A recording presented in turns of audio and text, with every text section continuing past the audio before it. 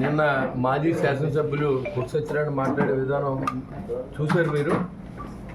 2 నెలల కాలం అయింది నేను ఎమ్మెల్యేగా నెగ్గిన తర్వాత. 2 నెలల్లో ఏ ఒక్కరోజు కూడా డెవలప్మెంట్ గురించి ఆలోచించాను తప్ప నా కోసం, నా వ్యాపారం కోసం నేను ఆలోచించిన విషయం ప్రజలందరికీ తెలుసు.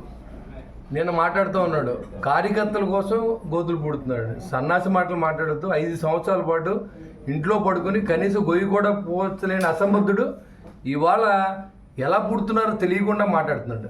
ఏ కార్యకర్త, మా కార్యకర్తలు ఎవరు ఈ రోజు వరకు మేము డబ్బు సంపాదించిన పార్టీకి వచ్చిన నా దగ్గర ఎవరు లేరు. అందరూ కూడా పవన్ కళ్యాణ్ గారు సీఎం అవ్వాలి, రాష్ట్రంలో జరుగుతున్న అవినీతిని అంతమొందించాలి, రాష్ట్రాన్ని బాగు చేయాలి, లూటీ నుంచి ఆపాలని చెప్పి ప్రయత్నం చేసిన జన సైనికులు ఉన్నారు మా దగ్గర. మీకులాగా అసలు మీ కార్యకర్తలకే ఓ కప్పు కాఫీ ఇవ్వకుండా మొత్తం అంతా నువ్వే లాగిన సందర్భం ఈ ఊరందరికీ తెలుసు.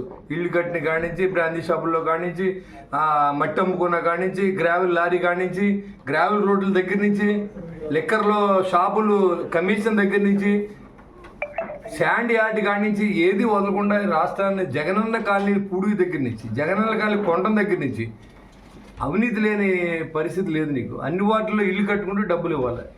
ఇంత అవినీతి మంత్రుడు పవన్ కళ్యాణ్ గురించి మాట్లాడడం, పవన్ కళ్యాణ్ నుంచి మాట్లాడుతూ ఉంటే ఆకాశం మీద ఉమ్మేసుకుంటే నీ ముఖం మీద పడుతుంది. కాబట్టి పవన్ కళ్యాణ్ ఏంటో మీ నాయకుడికి తెలుసు. నీకు ఇంకా అర్థం అవ్వలేదేమో, ఇంకా మత్తులో ఉన్నట్టున్నావు. 2 నెలలు అయింది నీ డబ్బు చేతికి వచ్చి, అప్పుడే మీ నాయకుడు గజగజలు ఆడిపోతున్నారు. మీరు 5 సంవత్సరాల పాటు ఉండడం కష్టం, మీరు పార్టీ మారిపోతారేమో డౌట్గా ఉంది. జాగ్రత్తగా చూసుకోండి ఆ పని. కార్యకర్తలని, ఈ ఊరిని ఎలా కాపాడుకోవాలో మాకు తెలుసు. జనం మాతో ఉన్నారు, జనం నాకు ఓట్లు వేశారు కాబట్టి దానికి 10 రెట్లు సేవ చేసే నేను ఈ పని చేస్తాను. నీలాంటి తాటేకి చప్పులు బెదిరిపోయే పరిస్థితి నాకు లేదు. ఖచ్చితంగా పని చేయడానికి ఉన్నాడు, పని చేస్తాను. గ్రామ సభల మీద ఈ కార్యకర్తల మీటింగ్ మాట్లాడాను. గ్రామ సభలనే గడిచిన 5 సంవత్సరాలు ఎక్కడ జరగల. గ్రామాల్లో స్వతంత్రం వచ్చినట్టు ఉంది, వాళ్ళ గ్రామ స్వరాజ్యం వచ్చినట్టు ఉంది. అందరూ బయటకు వచ్చి మాకు రోడ్లు లేవు, మాకు డ్రైన్లు లేవు, మాకు మంచినీళ్ళు రావట్లేదు, మా చెరువులన్నీ పసరెక్కిపోయినాయి, అవుట్లెట్లు లేవు అని చెప్పుకునే పరిస్థితి ప్రజలు ఉంటే, నువ్వు ఇంట్లో కూర్చొని నువ్వేదో మాట్లాడుతూ ఉంటే అదే నువ్వు ఉన్నదే ప్రపంచం అనుకుంటే ఇక్కడ ఎవడో నేను విశ్వసించే పరిస్థితి లేదు.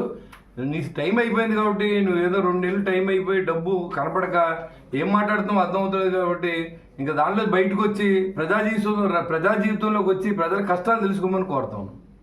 అది మీరు మొన్న మాట్లాడిన వ్యాఖ్యలు అల్లు అర్జున్ మీద